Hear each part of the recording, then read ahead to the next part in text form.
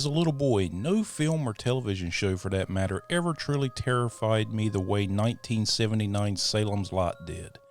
Even to this very day, I can still remember vividly where I was, what I was doing, and as scared as I was, I couldn't look away from the television, for fear that to do so I'd be the next victim of Count Barlow becoming one of his undead minions cursed to live in the shadows and forever losing my soul in the process. Salem's Lot was a miniseries based on the book of the same name by Stephen King. It ran from November 17th through November 24th of 1979 on CBS. It was originally supposed to be a feature film, but the studio felt that due to the novel's length, it would better be received as a two-part television movie. Paul Monash was brought in by Richard Kobritz to write the teleplay, having experience writing about small-town life such as his writing work on the soap opera Peyton Place, but it also helped that he had previously worked on the 1976 film Carrie, which too is a movie based on a novel by King, but I'm sure you already know that. Now Kobritz had his writer, but now he needed a director, and after screening the 1974 Texas Chainsaw Massacre, he knew he had his man in Tobe Hooper.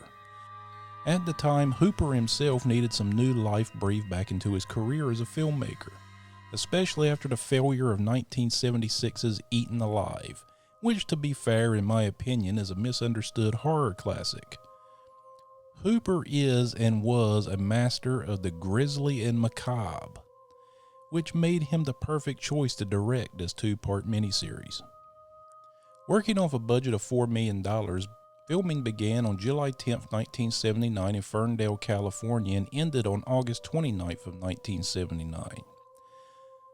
Though the filmmakers stayed true to the original source material, the writers did take some liberties with it, such as combining or deleting certain characters altogether, a move that was fully supported and praised by King himself, who would say, and I quote, "Monash has succeeded in combining the characters a lot, and it works."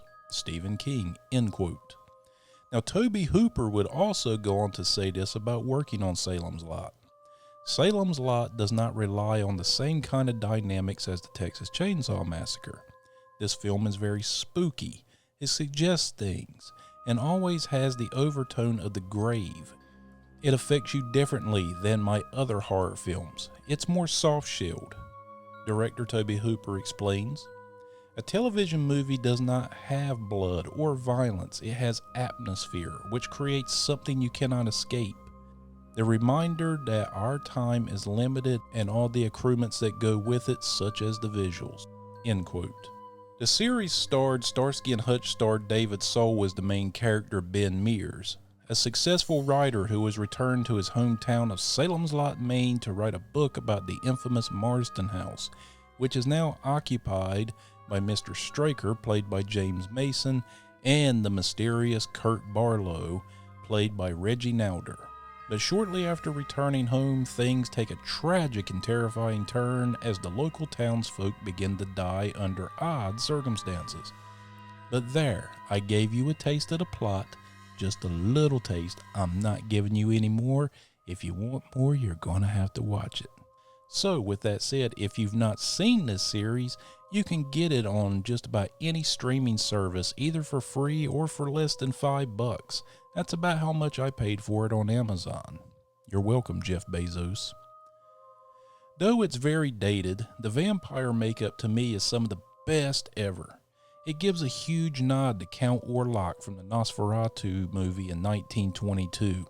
Let's just say these aren't your sparkle vampires. This series, like I said before, though dated, is most definitely a classic and most definitely worth a watch. I just want to say thank you guys for joining me for another 60 Days of Fright. And this has been your old buddy John, and I will see you again next time on Behind the Feeds. Ooh.